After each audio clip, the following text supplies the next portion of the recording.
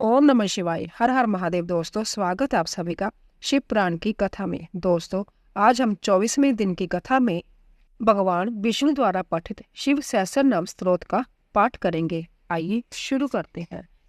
शंकर जी की आराधना से भगवान विष्णु को सुदर्शन चक्र की प्राप्ति तथा उसके द्वारा दैत्यों का संहार करना। व्यास जी कहते हैं, सूत का यह वचन सुनकर उन मुनीश्वरों ने उनकी बुरी बुरी प्रशंसा करके लोकहित की कामना से इस प्रकार कहा। ऋषि बोले, सूत जी, आप सब जानते हैं, इसीलिए हम आपसे पूछते हैं, प्रभु हरि ईश्वर लिंग की महिमा का वर्णन कीजिए। तात हमने पहले सुन रखा है कि भगवान विष्णु ने शिव की आराधना से सुदर्शन चक्र प्राप्त किया था। अंत्य उस कथा पर भी विशेष रूप से प्रकाश डालिए। सूत जी ने कहा, मुनिवरों, हरि ईश्वर लिंग की शिव कथा सुनो। भगवान विष्णु ने पूर्व काल में हरि ईश्वर शिव से ही सुदर्शन चक्र प्राप्त किया था। एक समय की बात है, दैत्य अंत्यत प्रबल होकर लोगों को पीड़ा देने और धर्म का लोप करने लगे। उन बाहुबली और पराक्रमी दैत्यों से पीड़ित हो देवताओं ने देवरक्षक भगवान विष्णु से अपना सारा दुख कहा। तब श्री हरि के लाश पर जाकर भगवान शिव की विधि पूर्वक आराधना करने लगे। वे 1000 नामों से शिव की स्तुति करते तथा प्रत्येक नाम पर एक कमल चढ़ाते थे। तब भगवान शंकर ने विष्णु के भक्ति भाव की परीक्षा करने के लिए उनके लाए हुए 1000 कमलों में से एक को छिपा दिया।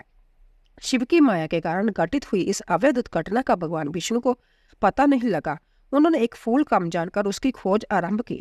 दृढ़ता पूर्वक उत्तम व्रत का पालन करने वाले श्री हरि ने भगवान शिव की प्रसन्नता के लिए उस एक फूल की प्राप्ति की उद्देश्य से सारी पृथ्वी पर भ्रमण किया, परंतु कहीं भी उन्हें वह फूल नहीं मिला। तब विशुद्ध चेता विष्णु ने एक फूल की पूर्ति के लिए अपने कमल सदृश एक नेत्र को ही निकालकर चढ़ा दिया। जय देख सबका दुख दूर करने वाले भगवान शंकर बड़े प्रसन्न हुए और वही उनके सामने प्रकट हो गए। प्रकट होकर वह श्री हरि से बोले, हरे, मैं तुम पर बहुत प्रसन्न हूँ। तुम इच्छा अनुसार वर मांगो, मैं तुम्हें मनवांछित वस्तु दूंगा। तुम्हारे लिए मुझे कुछ भी अदेय नहीं है। विष्णु बोले, नाथ, आपके सामने मुझे क्या कहना है। आप अंतर्जामी हैं, अंत सब कुछ जानते हैं, तथा भी आपके आदेश का गौरव रखने के लिए कहता हूँ। दैत्यों ने सारे जगत को पीड़ित कर रखा है। शिव, हम लोगों को सुख नहीं मिलता। स्वामी, मेरा अपना अस्त्र शास्त्र दैत्यों के बद में काम नहीं देता। परमेश्वर, इसीलिए मैं आपकी शरण में आया हूँ। सूत जी कहते हैं, श्री विष्णु का यह वचन सुनकर देवादिदेव महेश्वर ने तेजो राशि में अपना सुदर्शन चक्र उन्हें दे दिया। उसको पाकर भगवान विष्णु ने उन समस्त प्रबल दैत्यों का उस चक्कर के द्वारा बिना परिश्रम के इस संहार कर डाला। इससे सारा जगत स्वस्थ हो गया, देवताओं को भी सुख मिला और अपने लिए उस आयुध को पाकर भगवान विष्णु भी अत्यंत प्रसन्न व परम सुखी हो गए। ऋषि ने पूछा, शिव के वह सहस्त्र नाम कौन कौन है, बताइए, जिनसे संतुष्ट होकर महेश्वर ने श्रीहरि को चक्कर प्रदान किया था। उन नामों के महात्मा का भी वर्णन कीजिए। श्री विष्णु के ऊपर शंकर जी की कैसी कृपा हुई थी, उसका यथार्थ रूप से प्रतिपादन कीजिए। शुद्ध अंतकरण वाले उन मुनियों की वैसी बात सुनकर सूत ने शिव के चरण बंदों का चिंतन करके इस प्रकार कहना आरंभ किया। भगवान विष्णु द्वारा शिव के 1000 नामों का स्तोत्र करना। सूत जी बोले, मुनिवरों, सुनो, जिससे महेश्वर संतुष्ट होते हैं वह शिव सहस्त्र नाम स्तोत्र आज तुम सबको सुना रहा हूँ। भगवान विष्णु के 1000 नाम। भगवान विष्णु ने कहा, शिव, हर, मृड, रुद्र, पुष्कर, पुष्पलोचन, आर्थिक गम्य, सदाचार, शर्व्य, शंभु, महेश्वरा, चंद्रापीठ, चंद्रमौली, विश्वम, विश्व ईश्वर, वेदांत सार संदोहो, कपाली, नीललोहित, ध्यानदार, अपरिषेद, गौरी वर्ता, गणेश्वर, अष्टमूर्ति, विश्व मूर्ति, त्रिवर्ग स्वर्ग साधन, ज्ञानगम्य, दृढ़ प्रज्ञा, देवादिदेव, त्रिलोचन, वामदेवाय, महादेवाय, पटु, परिब्रेड्य, कभी विचलित न होने वाले, दृढ़, विश्व रूप, विरूपाश, बागीश, सुशी सतम्य, सर्व प्रमाण समाधि, अपनी दरवाजा में वृषभ का चिन्ह दान करने वाले, वृषाक, वृषवाहन, ईश,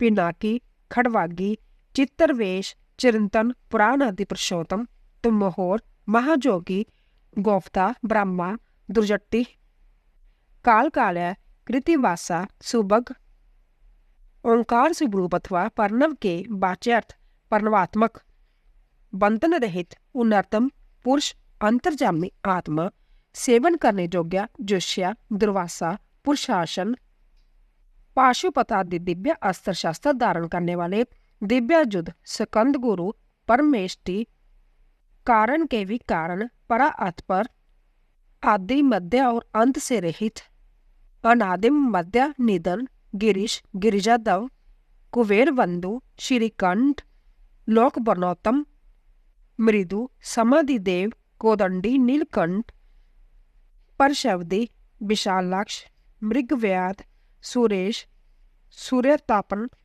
धर्मधाम, क्षमा क्षेत्रम, भगवान बक देवता के नेत्र का भेदन करने वाले बगनेत्रविद, उग्र, पशुपति, गरुड़ रूप, ताशर्या, प्रिय भक्त, परंतप, दाता, दयाकर, दक्ष, कपर्दी, काम्य शासन, शमशान नील्या, सूक्ष्म, शमशानस्थ, महेश्वर, लोककर्ता, मृगपति, महाकर्ता, महाऔषधि, उत्तर, गोपति, स्वर्ग, पृथ्वी, पशुपाणी, किरण, इंद्रिय और जल की स्वामी, गोप्ता, ज्ञानगम्य, पुरातन, नीति, स्वनीति, शुद्ध आत्मा, सोम, सौमरत्या, सुखी, सौमप, अमृतप, सौम्य, महातेजा, महादूति, तेजोमय, अमृत, मेय, अनम्य, सुधापति, अजात शत्रु, आलोक, संभाव्य, हव्यवाहन, लोककार, वेदकार, सूत्रकार, सनातन, महर्षि कपिलचार्य, विषभ दीप्ति, त्रिलोचन, पिनाकपाणी, भूदेव, कल्याणदाता, सवसिद्ध, सविकृतिक, कल्याणकारी, सूदी, धृत, दामा, दामकर, सर्वज्ञ, सर्वगोचर, ब्रह्मा जी के उत्पादक, ब्रह्मा श्रीक, सर्ग, विषभ श्रीक, कनेर के फूलों को पसंद करने वाले, कर्णिका प्रिय, कवि, त्रिकालदर्शी, शाख्य, विशाख्य, गोशाख, शिव, विषकलोत्तम, गंगा के प्रवाह रूप जल को सिर पर धारण करने वाले, गंगा लबोदक, बाव्या, पुष्कल, स्थपति, स्थिर, विजय आत्मा, विद्या आत्मा, भूत वाहन सारथी, संगण्य, गणकाय, सुकीर्ति, शिन संचय, कामदेव्या, कामपाल्या, बसम दुध लित विग्रह, अपने श्री अंकों में बसम रसने वाले, बसम प्रिय, बसम शाही, कामिकांत, कृतागम, समावर्त्य, अनिवृत्त आत्मा, धर्म पुंजय, सदाशिव, अकालमशय, पाप रहित, चतुर्बाहु, चार भुजा वाले, दुरावास, दुरासाध्य, परम दुर्जय, दुर्लभ, भक्तिहीन पुरुषों को कठिनता से प्राप्त होने वाले, दुर्गम, दुर्ग, सर्वायु विशारद, संपूर्ण अस्त्रों के प्रयोग की कला में कुशल, अध्यात्म जोगनील्य, सुतंतु, सुंदर विस्तृत जगत रूप तंतु वाले, तंतु वर्धन, सुंदर अंगों वाले, शुभांग, लोक सारांग, जनार्दन, जगदीश, वसम शुद्धिकर, मेरु, ओजस्वी, शुद्ध विग्रह, असाध्य, साधु साध्य, श्री राम के सेवक, बानर, हनुमान का रूप धारण करने वाले, वृत्या, मरकट रूप दरिक, हरिण रेखता, अग्नि स्वरूप अथवा सुरवन्य बीर्य वाले, पौराण्य, रिपु जीवहर, बलि, परमानंद के महान सरोवर, महाहृदय, महागर्त्य, सिद्ध वृंदा वंदित, सिद्धों और देवताओं को वंदित, व्याग चर्मांबर, व्याग चर्म को वस्त्र के समान धारण करने वाली,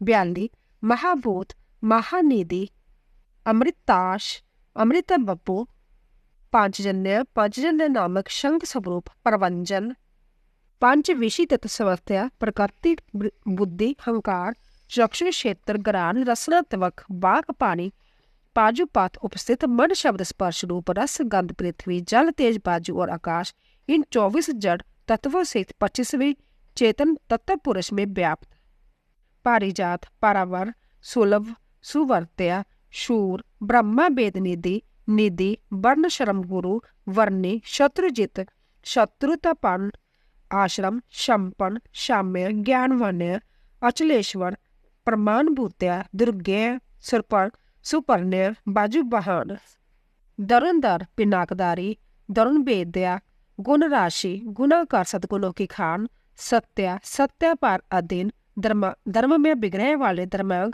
धर्म साधन्य, अनंत दृष्टि, आनंद, दंड, दमिता, दम्य, अभिवाद्य, महामाया, विश्वकर्म, विशारद, बीतराग्या, विनीत आत्मा, तपस्वी, भूत भावन्य, उन्मत्त वेश, प्रश्न, जित काम्य, अजित प्रिय, कल्याण प्रकृति कल्प सर्वलोक प्रजापति तरसवी दीमान तारक प्रदान अव्यय प्रभु लोकपालक अंतहित आत्मा कल्पादि कल्प के आदिकरण कमलेशन कमल के समान नेत्रों वाले वेद और शास्त्रों के अर्थ तत्वों को जानने वाले वेद शास्त्रार्थ तत्व अनियम नियताश्रय चंद्र सूर्य शनि केतु वारंग्या मूंगे की भी लाल कांति वाले विद्रुम शवि भक्ति वश्य परम ब्रह्म मृग बाण प्राण अनज्ञा अंध्री कैलाश आदि पर्वत स्वरूप अंतराल्या कैलाश और मदर आदि पर्वतों पर निवास करने वाले कांत्य परमात्मा जगत गुरु सर्व कमलाए तुष्ट मंगलाए मृंगलावृत मंगलाकारणी शक्ति से संयुक्त महातपा महान तपस्वी दीर्घ तपा स्थाविष्ट स्थिरो ध्रुव अहम स्वस्तर व्याप्ति प्रमाणम परम तप संवस्तर आदि काल विभाग के उत्पादक मंत्र प्रत्यय वेद आदि मंत्रों प्रतीत प्रत्यक्ष होने योग्य सर्वदर्शन अजय सर्वेश्वर सिद्ध महारेता महाबल जोगी जोग्य महातेजा सिद्धि सर्वादि अग्रह वसुमना सत्या सर्व पाप हरो हरया सुकृति शोभन श्रीमान वेदांग वेद बिनु मुनि एक रस प्रकाश स्वरूप ज्ञानियों द्वारा भोगने योग्य अमृत स्वरूप भोजनम भोक्ता लोकनाथ दुराधार अमृत शाश्वत शांत बाण हस्य प्रतापवान अमंडलूदर पिनाकदारी दनवी मन और वाणी के अविष्य अवांड मन सगोचर तीन्द्रियों महामाया सर्ववास चारों पुरुषार्थों की सिद्धि एकमात्र मार्ग चतुष्पंथ काल जोगी महानाद्या महा उत्साहो महाबल महाबुद्धि महावीर्या भूतचारी पुरंदर निशाचर प्रेतचारी महाशक्ति महादूती अनिवर्चनीय रूप वाले श्रीमान ऐश्वर्यमान सबके लिए अनिवार्य मनोगति वाले सर्वचार्य मनोगति बहुश्रुत बड़ी से बड़ी माया भी जिन पर प्रभाव नहीं डाल सकती ऐसे अमहामाया नियत आत्मा मन को वश में रखने वाले ध्रुव ओज प्राण और बल तेज शौर्य आदि गुण तथा ज्ञान की दीप्ति को धारण करने वाले जन क्या सर्वशासनीय नित्य प्रिय नित्य नित्य प्रकाश आत्मा प्रकाशक ओंकार रूप स्पष्ट अक्षर वाले स्पष्ट अक्षर बुद्धिया मंत्र समान तारसमय पल्लव संसार सागर से पार होने के लिए नौका रूप जुगादि का आरंभ करने वाले तथा चारों युगों के चक्कर की तरह घुमाने वाले जुगादि कृत गार्वत गंभीर वृषवाहन इष्ट अविशिष्ट शिष्ट सुलभ सरशोधन तीर्थ रूप तीर्थ नामा तीर्थ दृश्य तीर्थद अंपानिधि दुर्जय जय कालवित प्रतिष्ठ प्रमाणज्ञा हिरण्य कवच हरि विमोचन सुरकन्या विदेश बिंदु सश्रय बाल रूप अम्बलोन्मत अविकर्ता गहन ग्रफो कर्णम संसार की उत्पत्ति के सबसे बड़े साधन कारणम जगत के उपादान और निमित्त कारण कर्ता सर्व बंधन विमोचन व्यवसाय व्यवस्थान स्थानद्य जगतदाजित गुरुत ललित अवेद सत्य स्वरूप आत्मा में प्रतिष्ठ वीरेश्वर वीरभद्र वीर संवेदी विराट वीर चूड़ामणि चिदानंद नंदीधर आज्ञाधार त्रिशूली शिपी विष्ट शिवाल्या वालखिल्या महाचाप्या तिमांशु वदिर खंग अविराम सुशरण्य सुब्रह्म्य सुधापति मकवान कौशिक गोमान विराम सर्वसाधन्य ललटाश ललाट में तीसरा नेत्र धारण करने वाले विषमदेव सार संसार चक्रवृत्य अमोघ दंड मध्यस्थ हिरण्य अम्मा बचसी परमार्थ परमाई शांबर व्यार्गलोचन रुचि विरंची सर्वबंधु वाचस्पति अहपति रवि विरोचन सकंद चास्ता व्यवस्थो जम्य जुक्तिरुन कीर्ति सानुराग परंज्या कैलाशाधिपति कांत सविता रविलोचन विदत्तम वीतवया विषयवर्ता अनिवारित नित्य नियत कल्याणम पुण्य श्रवण कीर्तन जिनके नाम गुण महिमा और स्वरूप के श्रवण तथा कीर्तन परम पावन है ऐसे दुष्रवा विश्व सह दया दुस्वपन नाशन उतारण दुष्कृत्या दुस्सह अभव अनादि भूवैभव लक्ष्मी, भूलोक और भूलोक की शोभा, किरीटी, देवताओं के स्वामी, त्रिदशात्मक, विश्वगोपा, विश्वकर्ता, सुवीर, सुंदर बाजुवत धारण करने वाले, रोचरा गद, जनन, जन्म जन्मादि, प्रीतिमान, नीतिमान, दव्या, वशिष्ठ, कच्छप, बानु, भीम, भीम प्राकर्म्य, पर्णव, तथा आचार, महाकोश, महादन, जन्मादीप, महादेव, सकल गमप्राग, तत्वम, तत्वित, एक आत्मा, विभु, विषभूषण, ऋषि, ब्राह्मण, ऐश्वर्य, जन्म मृत्यु और जरा से अतीत, पांच जग सम उत्पत्ति, पंच महाजगों की उत्पत्ति के हेतु, विश्वनाथ, विमलोदया,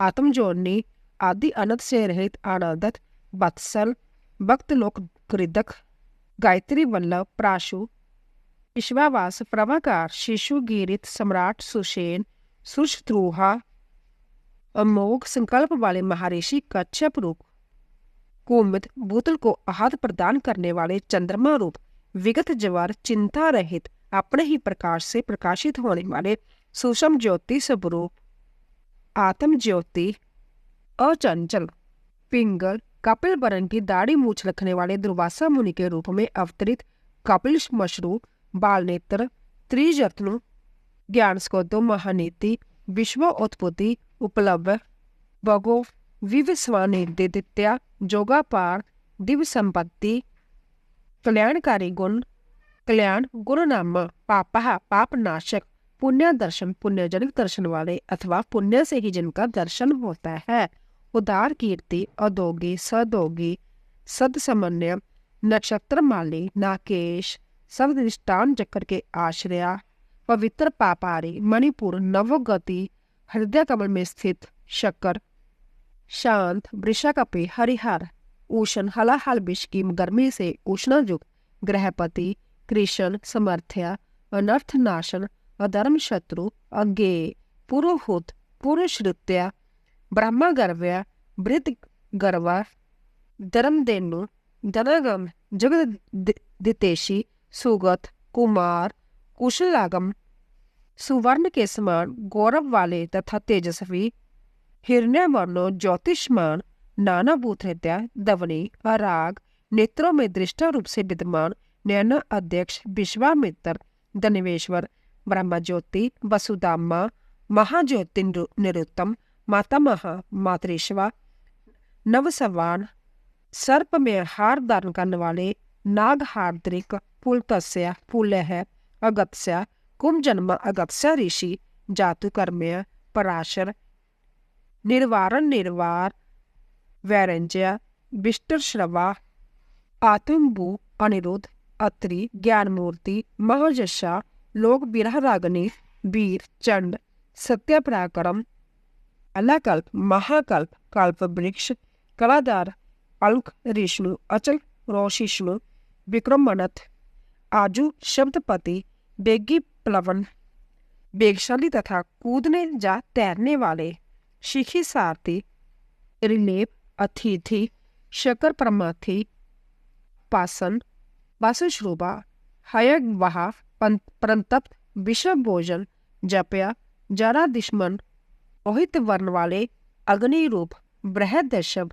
नवजोनि, सुप्रतीक, अज्ञान अंधकार नाशक, तपने वाले, ग्रीष्म रूप, निदाक स्तपन, मेघ, सवक्ष्या, परपुरुंजया, सुखा नील, सुनिष्पन्न, सुरभि, शिशिरात्मक, बसंतो माधव, ग्रीष्म, नवस्या, बीज वाहन, अंगिरा गुरु, अत्रिक मर्दवासा, बीमल विषम, महान पावन, समिति विरदान, त्रिविंध्या, वरवाहन, मन बुद्धि और अहंकार सुब्रुत, मनोबुद्धि अहंकारम, क्षेत्र, क्षेत्र पालकम, जमदग्नि, वलनिधि, विगाल, विषव गालवा, अगोर, अनुतर, जग श्रेष्ठ, निश्रेय पंथ, शैल, गगन कुंदाव, दानवारी, अरिंदम, रजनी जनक चारु, निशल्या, लोकशल्या दृक्, चतुर्वेद, चतुर्भाव, चतुर्प्रिय, वेद स्वरूप, अक्षर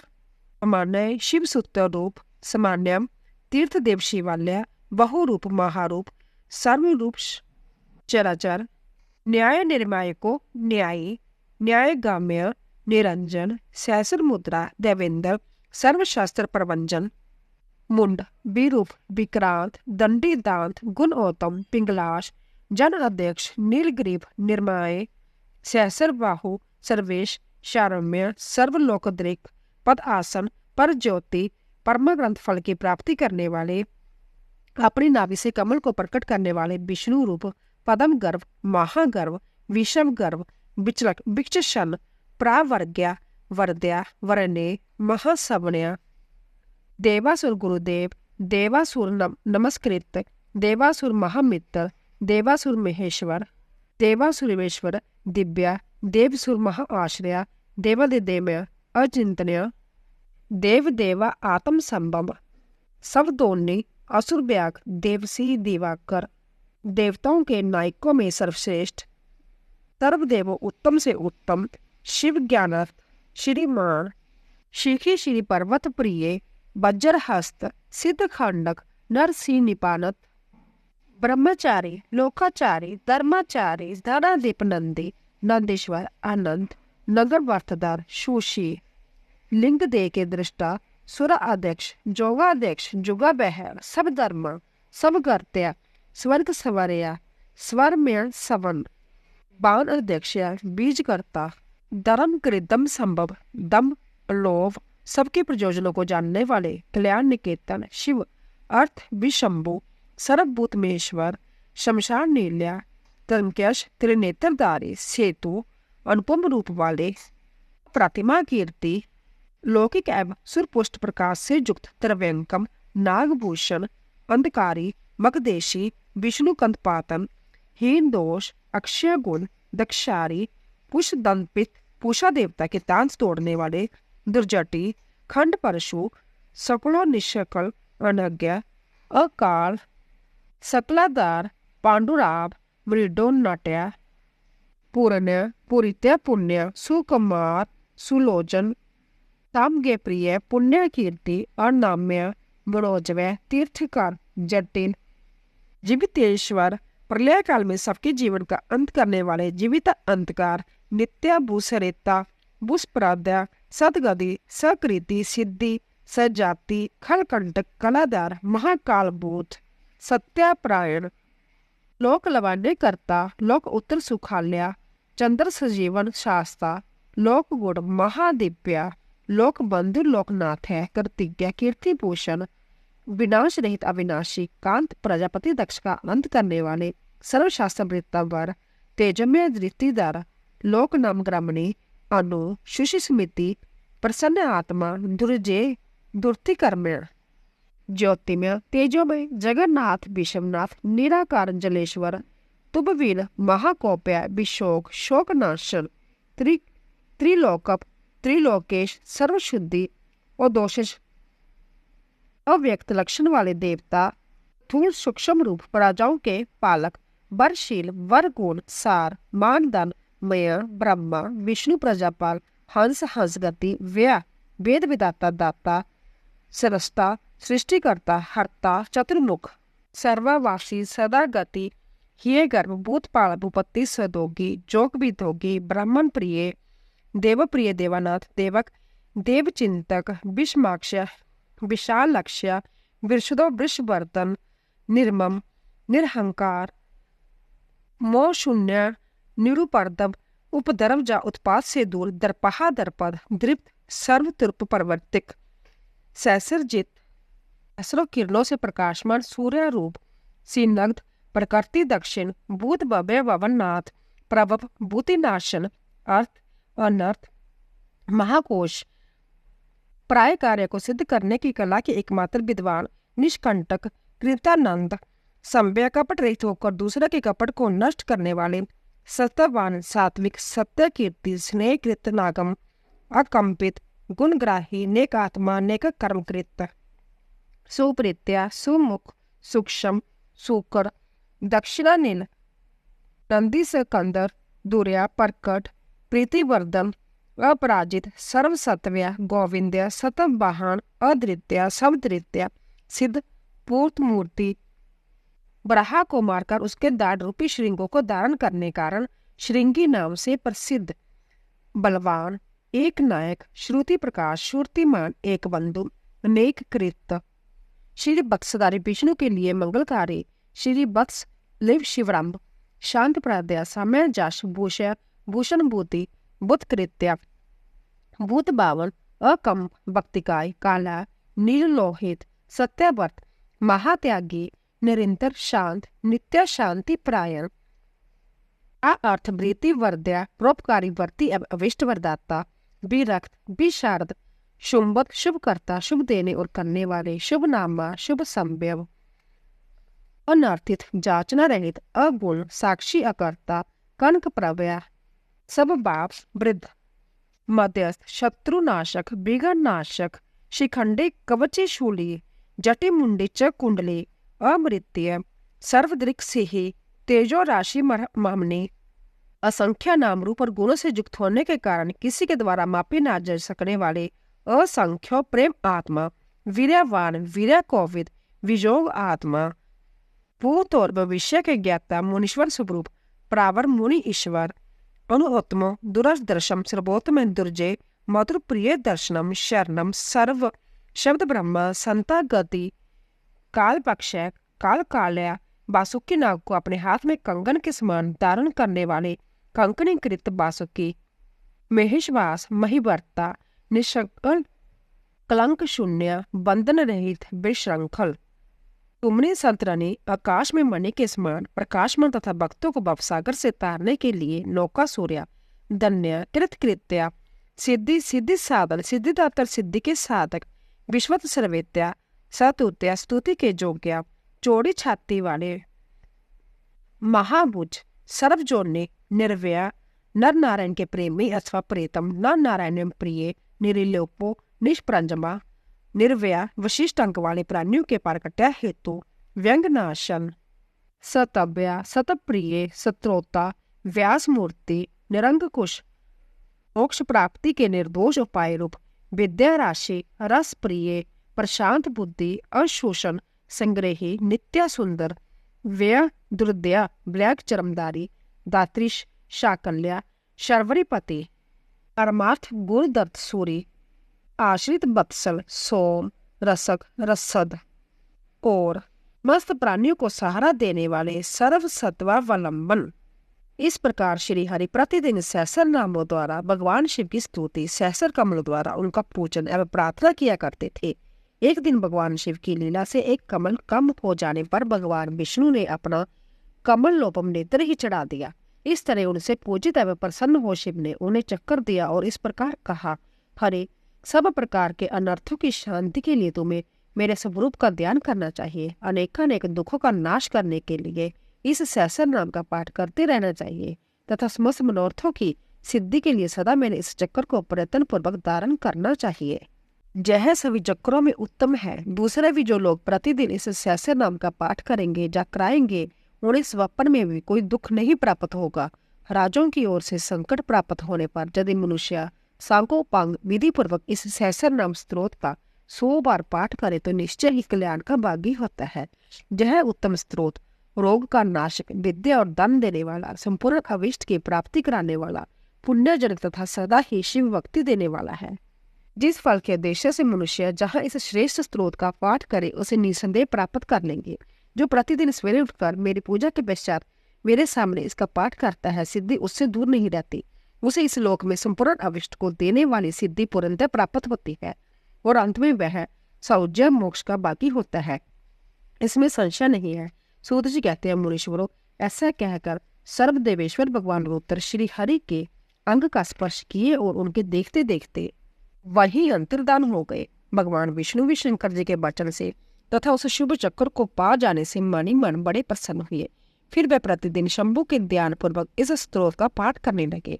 उन्होंने अपने भक्तों को भी इसका उपदेश दिया। तुम्हारे प्रश्न के अनुसार मैंने जब प्रसंग सुनाया है जो श्रोताओं के पाप को हर लेने वाला है, और क्या सुनना चाहते हो? भगवान शिव को संतुष्ट करने वाले व्रतों का वर्णन, शिवरात्रि व्रत की विधि एवं महिमा का कथन। तदंतर ऋषियों के पूछने पर सूत जी ने शिव जी के आराधना के द्वारा उत्तम एवं मनोवांछित फल प्राप्त करने वाले बहुत से महान स्त्री पुरुषों के नाम बताए। इसके बाद ऋषियों ने फिर पूछा, व्यास शिष्य किस व्रत से संतुष्ट होकर भगवान शिव उत्तम सुख प्रदान करते हैं, जिस व्रत के अनुष्ठान से भक्तजनों को भोग और मोक्ष की प्राप्ति हो सके, उसका आप विशेष रूप से वर्णन कीजिए। सूत जी ने कहा, महर्षियों, तुमने जो कुछ पूछा है वही बात किसी समय ब्रह्मा, विष्णु तथा पार्वती ने भी भगवान शिव से पूछी थी। इसके उत्तर में शिव जी ने जो कुछ कहा वह मैं तुम लोगों को बता रहा हूँ। भगवान शिव बोले, मेरे बहुत से व्रत हैं जो भोग और मोक्ष प्रदान करने वाले हैं। उनमें मुख्य 10 व्रत है जिन्हें जवाल श्रुति के विद्वान 10 शिव व्रत कहते हैं। द्विजों को सदा जतन पूर्वक इन व्रतों का पालन करना चाहिए। हरे प्रत्येक अष्टमी को केवल रात में ही भोजन करे, विशेषतः कृष्ण पक्ष की अष्टमी को भोजन का सर्वथा त्याग कर दे। शुक्ल पक्ष की एकादशी को भी भोजन छोड़ दे, किंतु कृष्ण पक्ष की एकादशी को रात में मेरा पूजन करने के पश्चात भोजन किया जा सकता है। शुक्ल पक्ष की त्रयोदशी को तो रात में भोजन करना चाहिए, परंतु कृष्ण पक्ष की चतुर्दशी को शिव व्रतधारी पुरुष के लिए भोजन का सर्वथा निषेध है। दोनों पक्ष में प्रत्येक सोमवार को प्रयत्न पूर्वक केवल रात में ही भोजन करना चाहिए। शिव के व्रत में तत्पर रहने वाले लोगों के लिए यह अनिवार्य नियम है। इन सभी व्रतों में व्रत की पूर्ति के लिए अपनी शक्ति के अनुसार शिव भक्त ब्राह्मणों को भोजन कराना चाहिए। द्विजों को इन सब व्रतों का नियम पूर्वक पालन करना चाहिए।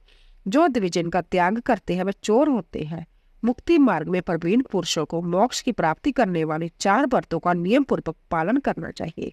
वे 4 व्रत इस प्रकार है: भगवान शिव की पूजा, रुद्र मंत्रों का जप, शिव मंदिर में उपवास तथा काशी में मरण, जहाँ मोक्ष के सनातन मार्ग है। सोमवार की अष्टमी और कृष्ण पक्ष की चतुर्दशी, इन 2 तिथियों को उपवास पूर्वक व्रत रखा जाए तो वह भगवान शिव को संतुष्ट करने वाला होता है। इसमें अन्यथा विचार करने की आवश्यकता नहीं है। हरे इन 4 में भी शिवरात्रि का व्रत ही सबसे अधिक बलवान है। इसीलिए भोग और मोक्ष रूपी फल की इच्छा रखने वाले लोगों को मुख्यतः उसी का पालन करना चाहिए। इस व्रत को छोड़कर दूसरा कोई मनुष्य के लिए हितकारक व्रत नहीं है। यह व्रत सबके लिए धर्म का उत्तम साधन है। निष्काम अथवा सकाम भाव रखने वाले सभी मनुष्य वर्णों, आश्रमों, स्त्रियों, बालकों, दासियों तथा देवता आदि सभी देहधारियों के लिए यह श्रेष्ठ व्रत हितकारक बताया गया है। माघ मास के कृष्ण पक्ष में शिवरात्रि तिथि का विशेष महत्व बताया गया है।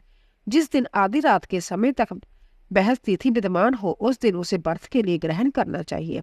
शिवरात्रि करोड़ों हत्याओं के पाप का नाश करने वाली है। केशव, उस दिन सवेरे से लेकर जो कार्य करना आवश्यक है उसे प्रसन्नता पूर्वक तुम्हें बता रहा हूँ, तुम ध्यान देकर सुनो। बुद्धिमान पुरुष सवेरे उठकर बड़े आनंद से साथ स्नान आदि नित्य करे, आलस्य को पास न आने दे, फिर शिवालय में जाकर शिवलिंग का विधिवत पूजन करके मुझ शिव को नमस्कार करने के पश्चात उत्तम रीति से संकल्प करे।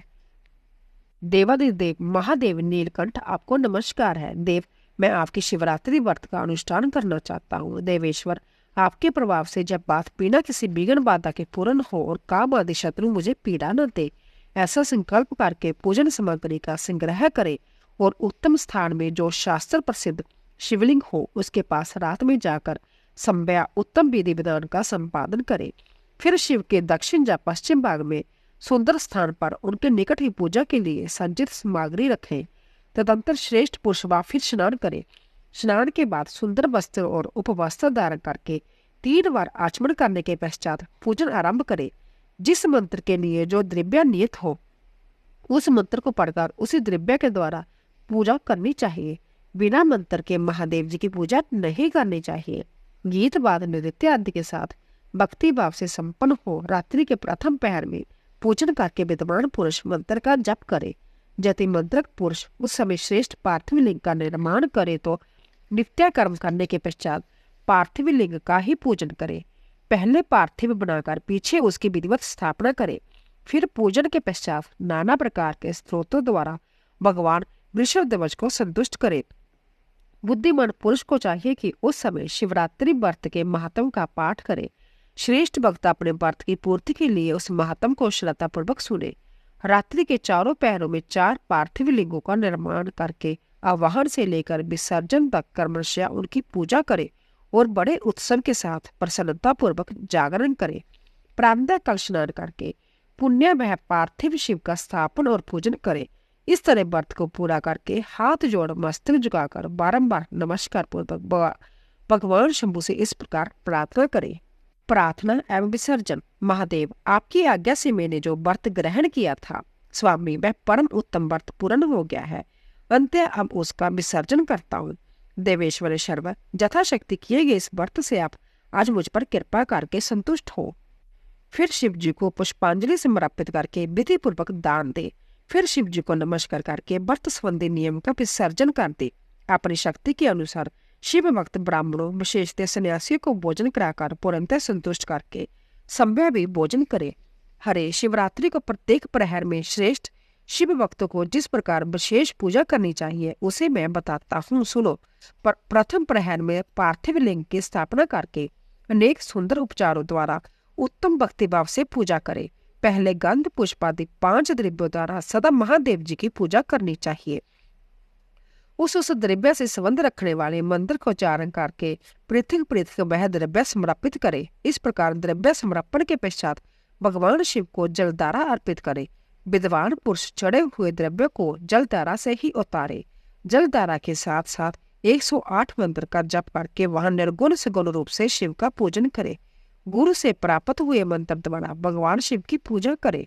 अन्यथा नाम मंत्र द्वारा सदा शिव का पूजन करना चाहिए। बचित्र चंदन, अखंड चावल और काले तिलों से परमात्मा शिव की पूजा करनी चाहिए। कमल और कनेर के फूल चढ़ाने चाहिए। 8 नाम मंत्रों द्वारा शंकर जी को पुष्प समर्पित करे। वह 8 नाम इस प्रकार है: भव, शरण, रुद्र, पशुपति, उग्र, महान, भीम और ईशान। इनके आरंभ में श्री और अंत में चतुर्थी विभक्ति जोड़कर श्री बाबाय नमः इत्यादि नाम मंत्र द्वारा शिव का पूजन करे। पुष्प समर्पण के पश्चात धूप दीप और नवेद निवेदन करे। पहले प्रहर में विद्वान पुरुष नवेद के लिए पकवान बनवा ले। फिर श्री फल युक्त विशेष शारदे देकर तांबूल समर्पित करे। तदंतर नमस्कार और ध्यान करके गुरु के दिए हुए मंत्र का जप करे। गुरु दत्त मंत्र ना हो तो ओम नमः शिवाय मंत्र के जप से भगवान शंकर को संतुष्ट करे। देन मुद्रा दिखाकर उत्तम जल से तर्पण करे। पश्चात अपनी शक्ति के अनुसार 5 ब्राह्मणों को भोजन कराने का संकल्प करे। फिर जब तक पहला प्रहर पूरा न हो जाए तब तक महान उत्सव करता रहे।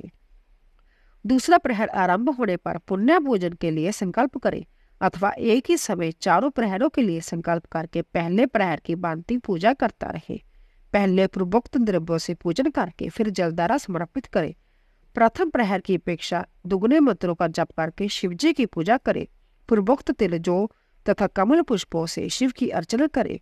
विशेषतः बिल्व पत्रों से परमेश्वर शिव का पूजन करना चाहिए। दूसरे प्रहर में बिजोरा नींबू के साथ अर्घ्य देकर खीर का नैवेद्य निवेदन करे। जनार्दन, इसमें पहले की अपेक्षा मंत्रों की दुगनी आवर्ती करनी चाहिए। फिर ब्राह्मणों को भोजन कराने का संकल्प करे। शेष सब बातें पहले की भांति तब तक करता रहे जब तक दूसरा प्रहर पूरा न हो जाए। तीसरे प्रहर के आने पर पूजन तो पहले के समान ही करे, किंतु जौ के स्थान पर गेहूं का उपयोग करे और आक के फूल चढ़ाए। उसके बाद नाना प्रकार के धूप दीप देकर पुए का नैवेद्य भोग लगाए। उसके साथ भांति भांति के शाक भी अर्पित करे। इस प्रकार पूजन करके कपूर से आरती उतारे। अनार के फल के साथ अर्घ्य दे और दूसरे प्रहर की अपेक्षा दुगुना मंत्र जप करे। तदंतर दक्षिणा सहित ब्राह्मण भोजन का संकल्प करे और तीसरे प्रहर के पूरे होने तक पूर्वत्या उत्सव करता रहे। चौथा प्रहर आने पर तीसरे प्रहर की पूजा का विसर्जन करते पुण्य आवाहन आदि करके विधिवत पूजा करे। उड़द, कंगनी, मूंग, सप्तधान्य, शंख पुष्प तथा बिल्व पत्रों से परमेश्वर शंकर का पूजन करे। उस प्रहर में बाती बाती के मिठाइयों का नैवेद्य लगाए अथवा उड़द के बड़े आदि बनाकर उनके द्वारा सदाशिव को संतुष्ट करे। केले के फल के साथ अथवा अन्य विविध फलों के साथ शिव को अर्घ्य दे। तीसरे प्रहर अपेक्षा दूना मंत्र जप करे और यथाशक्ति ब्राह्मण भोजन का संकल्प करे। गीत बातें तथा नृत्य से शिव की आराधना पूर्वक समय बिताए। भक्तजनों को तब तक महान उत्सव करते रहना चाहिए जब तक अरुणोदय न हो जाए। अरुणोदय होने पर पुण्य स्नान करके भांति भांति के पूजन उपचारों और उपहारों द्वारा शिव की अर्चना करे। फिर अपना अभिषेक कराए। नाना प्रकार के दान दे और प्रहर की संख्या के अनुसार ब्राह्मणों तथा सन्यासियों को अनेक प्रकार के भोज्य पदार्थों का भोजन कराए। फिर शंकर को नमस्कार करके पुष्पांजलि दे और बुद्धिमान पुरुष उत्तम स्तुति करके निम्रित मंत्रों से प्रार्थना करे। सुखदायक कृपा निदान शिव, मैं आपका हूँ, मेरे प्राण आप में ही लगे हैं और मेरा चित्त सदा आपका ही चिंतन करता है। यह जानकर आप जैसा उचित समझे वैसा करे। भूतनाथ, मैंने जानकर जहाँ अनजान में जो जप और पूजन आदि किया है उसे समझकर दया सागर होने के नाते ही आप मुझ पर प्रसन्न हो। उस उपवास व्रत से जो फल हुआ हो उसी से सुखदायक भगवान शंकर मुझ पर प्रसन्न हो। महादेव, मेरे कुल में सदा आपका भजन होता रहे। जहाँ के आप इष्ट देवता ना हो उस कुल में मेरा कभी जन्म ना हो। इस प्रकार प्रार्थना करने के पश्चात भगवान शिव को पुष्पांजलि समर्पित करके ब्राह्मणों से तिलक और आशीर्वाद ग्रहण करे। तदंतर शंभु का विसर्जन करे। जिसने इस प्रकार व्रत किया हो उससे मैं दूर नहीं रहता। इस व्रत के फल का वर्णन नहीं किया जा सकता। मेरे पास ऐसी कोई वस्तु नहीं है जिसे शिवरात्रि व्रत करने वाले के लिए मैं दे न डालूं। जिसके द्वारा अन्याय से इस व्रत का पालन हो उसके लिए भी अवश्य ही मुक्ति का बीज बो दिया गया है। मनुष्य को प्रति मास भक्ति पूर्वक शिवरात्रि व्रत करना चाहिए। फिर इसका उद्यापन करके मनुष्य सांगोपांग फल लाभ करता है। इस व्रत का पालन करने में मैं शिव निश्चय ही उपासक के समस्त दुखों का नाश कर देता हूँ और उसे भोग मोक्ष आदि संपूर्ण मनोवांछित फल प्रदान करता हूँ। सूत जी कहते हैं, महर्षियों, भगवान शिव का जय अत्यंत हितकारक और अवैधुत वचन सुनकर श्री विष्णु अपने धाम को लौट आए। उसके बाद इस उत्तम व्रत का अपने हित चाहने वाले लोगों में प्रचार हुआ। इसी समय केशव ने नारद जी से भोग और मोक्ष देने वाले इस दिव्य शिवरात्रि व्रत का वर्णन किया था। शिवरात्रि व्रत के अध्यापन विधि। ऋषि बोले, सूत जी, अब हमें शिवरात्रि व्रत के अध्यापन की विधि बताइए जिसका अनुष्ठान करने से साक्षात भगवान शंकर निश्चय ही प्रसन्न होते हैं। सूत जी ने कहा, ऋषियों, तुम लोग भक्ति भाव से आदर पूर्वक शिवरात्रि के अध्यापन की विधि सुनो, जिसका अनुष्ठान करने से वह व्रत अवश्य ही पूर्ण फल देने वाला होता है। लगातार 14 वर्षों तक शिवरात्रि के शुभ व्रत का पालन करना चाहिए। त्रयोदशी को एक समय भोजन करके चतुर्दशी को पूरा उपवास करना चाहिए। शिवरात्रि के दिन नित्य कर्म संपन्न करके शिवालय में जाकर विधि पूर्वक शिव का पूजन करें। फिर वहां जतन पूर्वक एक दिव्य मंडल बनवाए जो तीनों लोकों में गौरी तिलक नाम से प्रसिद्ध है। उसके मध्य भाग में दिव्य लिंग और पद्र मंडल की रचना करे अथवा मंडप के भीतर सर्वतोभद्र मंडल का निर्माण करे। वहां प्रजापत्य नामक कलशों की स्थापना करनी चाहिए। वह शुभ कलश वस्त्र, फल और दक्षिणा के साथ होने चाहिए। उन सबको मंडप के पार्श्व भाग में जतन पूर्वक स्थापित करे। मंडप के मध्य भाग में एक सोने का अथवा दूसरी धातु, तांबे आदि का बना हुआ कलश स्थापित करे। भक्ति पुरुष उस कलश पर पार्वती सहित शिव की सुवर्णमयी प्रतिमा बनाकर रखे। वह प्रतिमा एक पल तोले अथवा आधे पल सोने की होनी चाहिए। जब जैसी अपनी शक्ति हो उसके अनुसार प्रतिमा बना ले। वाम भाग में पार्वती और दक्षिण भाग में शिव की प्रतिमा स्थापित करके रात्रि में उनका पूजन करे। आलस्य छोड़कर पूजन का काम करना चाहिए। उस कार्य में 4 रीतिवजों के साथ एक पवित्र आचार्य का वर्ण करे और उन सब की आज्ञा लेकर भक्ति पूर्वक शिव की पूजा करे। रात को प्रत्येक प्रहर में अलग अलग पूजा करते हुए जागरण करे। भक्ति पुरुष भगवत संबंधी कीर्तन, गीत एवं नृत्य आदि के द्वारा सारी रात बिताए। इस प्रकार विधिवत पूजन पूर्वक भगवान शिव को संतुष्ट करके प्रांतःकाल पुण्य पूजन करने के पश्चात सविधि होम करे। फिर यथाशक्ति प्रजापति विधान करे। फिर ब्राह्मणों को भक्ति पूर्वक भोजन कराए और यथाशक्ति दान दे। इसके बाद वस्त्र, अलंकार तथा आभूषण द्वारा पत्नी सहित रीतिविजों को अलंकृत करके उन्हें विधि पूर्वक पृथक पृथक दान दे। फिर आवश्यक सामग्री से युक्त बछड़े से गौ का आचार्य को जय कहकर विधि पूर्वक दान दे कि इस दान से भगवान शिव मुझ पर प्रसन्न हो। फिर कलश सहित उस मूर्ति को वस्त्र के साथ वृषभ की पीठ पर रखकर संपूर्ण अलंकारों सहित उसे आचार्य को अर्पित कर दे। इसके बाद हाथ जोड़ मस्तक झुका बड़े प्रेम से गदगद वाणी में महाप्रभु महेश्वर देव से प्रार्थना करे। देवादिदेव महादेव शरणागत वत्सल देवेश्वर, इस व्रत से संतुष्ट हो आप मेरे ऊपर कृपा कीजिए। शिव शंकर, मैंने भक्ति भाव से इस व्रत का पालन किया है। इसमें जो कमी रह गई है वह आपके प्रसाद से पूरी हो जाए। शंकर, मैंने अनजान में जानबूझकर जो जप पूजन आदि किया है वह आपकी कृपा से सफल हो। इस तरह परमात्मा शिव को पुष्पांजलि अर्पण करके फिर नमस्कार एवं प्रार्थना करे। जिसने इस प्रकार व्रत पूरा कर लिया हो उसके उस व्रत में कोई न्यूनता नहीं रहती उससे वह मनोवांछित सिद्धि प्राप्त कर लेता है, इसमें संशय नहीं है। अनजान में शिवरात्रि व्रत करने से एक बीड़ पर भगवान शंकर की अवैधुत कृपा। ऋषियों ने पूछा, सूत जी, पूर्व काल में किसने इस उत्तम शिवरात्रि व्रत का पालन किया था, और अनजान में भी इस व्रत का पालन करके किसने कौन सा फल प्राप्त किया था? सूत जी ने कहा, ऋषियों, तुम सब लोग सुनो, मैं इस विषय में एक निषाद का प्राचीन इतिहास सुनाता हूँ, जो सब पापों का नाश करने वाला है। पहले की बात है, किसी वन में एक बेल रहता था जिसका नाम था गुरुद्रह। उसका कुटुंब बड़ा था तथा वह बलवान और क्रूर स्वभाव का होने के साथ ही क्रूरतापूर्ण कर्म में तत्पर था। वह प्रतिदिन वन में जाकर मृगों को मारता और वहीं रहकर नाना प्रकार की चोरियां करता था। उसने बचपन से ही कभी कोई शुभ कर्म नहीं किया था। इस प्रकार वन में रहते हुए उस दुरात्मा बिल का बहुत समय बीत गया। तदंतर एक दिन बड़ी सुंदर एवं शुभ कारक शिवरात्रि आई, किंतु वह दुरात्मा घने जंगल में निवास करने वाला था, इसीलिए उस व्रत को नहीं जानता था। उसी दिन उसे बील के माता पिता और पत्नी ने भूख से पीड़ित होकर उससे याचना की, वनेचर, हमें खाने को दो। उनके इस प्रकार याचना करने पर वह तुरंत धनुष लेकर चल दिया और मृगों के शिकार के लिए सारे वन में घूमने लगा। देवयोग से उसे उस दिन कुछ भी नहीं मिला और सूर्य अस्त हो गया। इससे उसको बड़ा दुख हुआ और वह सोचने लगा, अब मैं क्या करूं, कहाँ जाऊं, आज तो कुछ भी नहीं मिला। घर में जो बच्चे हैं उनका तो माता पिता का क्या होगा, मेरी जो पत्नी है उसकी भी क्या दशा होगी। अंत मुझे कुछ लेकर ही घर जाना चाहिए, अन्यथा नहीं। ऐसा सोचकर वह ब्याध एक जलाशय के समीप पहुंचा और जहां पानी में उतरने का घाट था वहां जाकर खड़ा हो गया। वह मानी मन जब विचार करता था कि जहां कोई न कोई जीव पानी पीने के लिए अवश्य आएगा, उसी को मारकर कृत्य हो उसे साथ लेकर प्रसन्नता पूर्वक घर को जाऊंगा। ऐसा निश्चय करके वह ब्याध एक बेल के पेड़ पर चढ़ गया और वही जल साथ लेकर बैठ गया। उसके मन में केवल यही चिंता थी कि कब कोई जीव आएगा और कब मैं उसे मारूंगा। इसी प्रतीक्षा में भूख प्यास से पीड़ित हो वह बैठा रहा।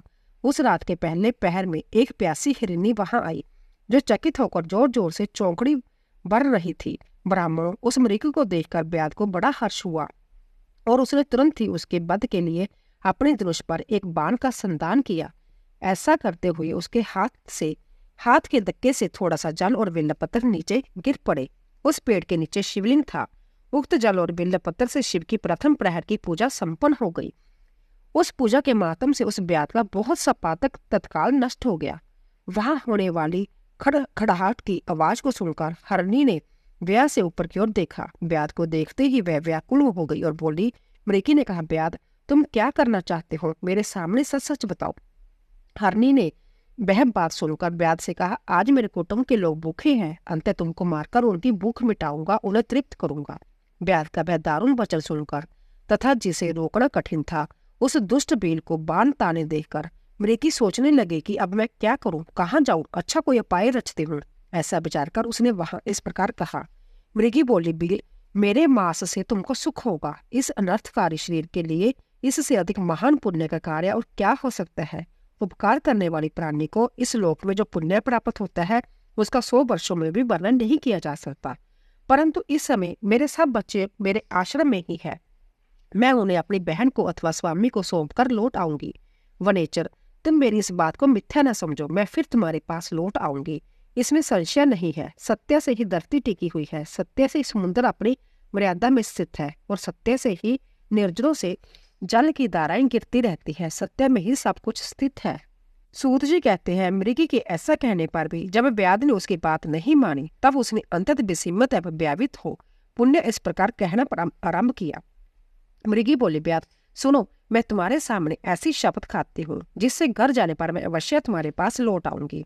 ब्राह्मण, यदि वेद बेचे और तीनों काल संध्या न करे तो उसे जो पाप लगता है, पति की आज्ञा का उल्लंघन करके स्वेच्छा अनुसार कार्य करने वाली स्त्री को जिस पाप की प्राप्ति होती है, किए हुए उपकारों को ना मानने वाले, भगवान शंकर से विमुख रहने वाले, दूसरे से द्रोह करने वाले, धर्म को उल्लंघने वाले तथा विश्वासघात और छल करने वाले लोगों को जो पाप लगता है, उसी पाप से मैं भी लिप्त हो जाऊं यदि लौटकर जहां ना आओ। इस तरह नेक शपथ खाकर जब मृगी चुपचाप खड़ी हो गई, तब उस ब्याध ने उस पर विश्वास करके कहा, अच्छा, अब तुम अपने घर जाओ। तब वह मृगी बड़े हर्ष के साथ पानी पीकर अपने आश्रम मंडल में चली गई। इतने में ही रात को वह पहला प्रहर ब्याध के जागते ही जागते बीत गया। तब उस हिरनी के बहन दूसरी मृगी, जिसका पहली ने स्मरण किया था, उसी की राह देखती हुई जल पीने के लिए वहां आई। उसे देखकर भील ने संभव बाण को तरकस से खींचा। ऐसा करते समय पुण्य पहले की भांति भगवान शिव के ऊपर जल और बेलपत्र गिरे। उसके द्वारा महात्मा शंभु की दूसरी प्रहर की पूजा संपन्न हो गई। जब भी वह प्रसंग वंशी ही हुई थी तो भी ब्याद के लिए सुखदायिनी हो गई। मृगी ने उसे बाण खींचते देख पूछा, वनेचर जे क्या करते हो? ब्याद ने पूर्वत उत्तर दिया, मैं अपने भूखे कुटुंब को तृप्त करने के लिए तुझे मारूंगा। जय सुनकर मृगी बोली। मृगी ने कहा, ब्याद मेरी बात सुनो, मैं धन्य हूँ, मेरा देह धारण सफल हो गया, क्योंकि इस अनित्य शरीर के द्वारा उपकार होगा। परंतु मेरे छोटे छोटे बच्चे घर में है, अंत में एक बार जाकर उन्हें अपने स्वामी को सौंप दो, फिर तुम्हारे पास लौट आऊंगी। ब्याद बोला, तुम्हारी बात पर मुझे विश्वास नहीं, मैं तुझे मारूंगा, इसमें संशय नहीं। जय सुनकर वह हिरनी भगवान विष्णु की शपथ खाती बोली, ब्याद जो कुछ मैं कहती हूँ उसे सुनो। यदि मैं लौट कर ना आऊं तो अपना सारा पुण्य हार जाऊं, क्योंकि जो वचन देकर उससे पलट जाता है वह अपने पुण्य को हार जाता है। जो पुरुष अपनी विवाहता स्त्री को त्याग कर दूसरी के पास जाता है, वैदिक धर्म का उल्लंघन करके कपोल कल्पित धर्म पर चलता है, भगवान विष्णु भक्त होकर शिव की निंदा करता है, माता पिता के निधन तिथि को श्राद्ध आदि न करके उसे सूना बिता देता है तथा मन में संताप का अनुभव करके अपने दिए हुए वचन को पूरा करता है, ऐसे लोगों को जो पाप लगता है वही मुझे भी लगे यदि मैं लौटकर ना आऊं। सूत जी कहते हैं, उसके ऐसा कहने पर ब्याद ने उस मृगी से कहा, जाओ। मृगी जल पीकर हर्षपूर्वक अपने आश्रम को गई। इतने में ही रात का दूसरा प्रहर भी ब्याद के जागते जागते बीत गया। इसी समय तीसरा प्रहर आरंभ हो जाने पर मृगी के लौटने में बहुत विलंब हुआ जान चकित हो ब्याद उसकी खोज करने लगा। इतने में ही उसने जल के एक मार्ग में एक हिरण को देखा। वह बड़ा हष्ट पुष्ट था। उसे देखकर वनेचर को बड़ा हर्ष हुआ और वह धनुष पर बाण रखकर उसे मार डालने को उद्यत हुआ। ऐसा करते समय उसके परवंदवश कुछ जल और बेलपत्र शिवलिंग पर गिरे। उससे उसके सौभाग्य से भगवान शिव की तीसरे प्रहर की पूजा संपन्न हो गई। इस तरह भगवान ने उस पर अपनी दया दिखाई। पत्तों के गिरने से आदि का शब्द सुनकर उस मृग ने ब्याद की ओर देखकर पूछा, क्या करते हो? ब्याद ने उत्तर दिया, मैं अपने कुटुंब के भोजन देने के लिए तुम्हारा वध करूंगा। ब्याद की जय बात सुनकर हरिण के मन में बड़ा हर्ष हुआ। तुरंत ही ब्याद से इस प्रकार बोला। हिरण ने कहा, मैं धन्य हूँ, मेरा हुष्ट पुष्ट होना सफल हो गया, क्योंकि मेरे शरीर से आप लोगों की तृप्ति होगी। जिसका शरीर परोपकार के काम में नहीं आता उसका सब कुछ व्यर्थ चला गया। जो सामर्थ्य रहते हुए भी किसी का उपकार नहीं करता है उसकी वह सामर्थ्य व्यर्थ चली जाती है तथा वह परलोक में नरकगामी होता है। परंतु एक बार मुझे जाने दो, मैं अपने बालक को उनकी माता के हाथ में सौंप कर और उन सबको दिलज बांधकर जहां लौट आऊंगा। उसके ऐसा कहने पर ब्याद मन ही मन बड़ा विस्मित हुआ। उसका हृदय कुछ शुद्ध हो गया था और उसके सारे पाप पुंज नष्ट हो चुके थे। उसने इस प्रकार कहा। ब्याद बोला, जो जो जहां आए वह सब तुम्हारी तरह बातें बनाकर चले गए, परंतु वह वंचक अभी तक जहां नहीं लौटे। मृग, तुम भी इस समय संकट में हो, इसलिए झूठ बोलकर चले जाओगे, फिर आज मेरा जीवन निर्वाह कैसे होगा? मृग बोला, ब्याद मैं जो कुछ कहता हूँ उसे सुनो। मुझ में असत्य नहीं है, सारा चराचर ब्राह्मण सत्य से टिका हुआ है। जिसकी वाणी झूठी होती है उसका पुण्य उसी क्षण नष्ट हो जाता है। तथापि बील, तुम मेरी सच्ची प्रतिज्ञा सुनो। संध्या काल में मैथुन तथा शिवरात्रि के दिन भोजन करने से जो पाप लगता है, झूठी गवाही देने, दरहोर को हड़प लेने तथा संध्या न करने से द्विज को जो पाप होता है वही पाप मुझे भी लगे यदि मैं लौट कर न आऊं। जिसके मुख से कभी शिव का नाम नहीं निकलता, जो सामर्थ्य रहते हुए भी दूसरों का उपकार नहीं करता, पर्व के दिन श्रीफल तोड़ता, अवक्ष्य भक्षण करता तथा शिव की पूजा किए बिना और बसन लगाए बिना भोजन कर लेता है, इन सब का पातक मुझे लगे यदि मैं लौट कर ना आऊं। सूत जी कहते हैं, उसकी बात सुनकर ब्याद ने कहा, जाओ शीघ्र लौटना। ब्याद के ऐसा कहने पर मृग पानी पीकर चला गया। वह सब अपने आश्रम पर मिले। तीनों ही प्रतिज्ञाबद्ध हो चुके थे। आपस में एक दूसरे के वृत्तांत को बलिवांति सुनकर सत्य के पाश से बंधे हुए उन सब ने यही निश्चय किया कि वह अवश्य जाना चाहिए। इस निश्चय के बाद वहां बालकों को आश्वासन देकर वह सब के सब जाने के लिए उत्सुक हो गई। उस समय जेठी मृगी ने वहां अपने स्वामी से कहा, स्वामी आपके बिना जहां बालक कैसे रहेंगे? प्रभु, मैंने ही वहां पहले जाकर प्रतिज्ञा की है, इसीलिए केवल मुझको जाना चाहिए, आप दोनों जही रहे।